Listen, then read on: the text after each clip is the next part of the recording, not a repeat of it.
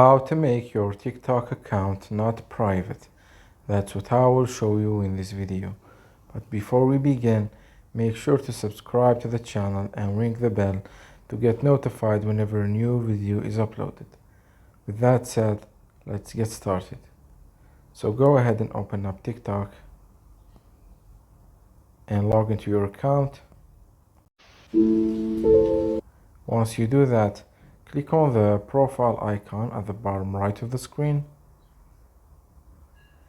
and then click on the three lines at the top right of the screen. Then click on Settings and Privacy.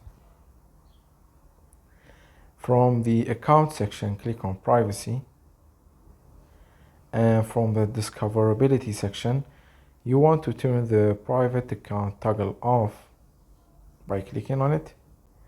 This window will appear at the bottom, which is just a confirmation that will ask you if you really want to switch to public account, and it will tell you what you can do with public account. So just click on switch, and that's it. You just unprivate your account and it's now public. So that was it for this video. That's how you can make your TikTok account public. If you have any questions, please leave them in the comment section down below. With that said, see you in the next video.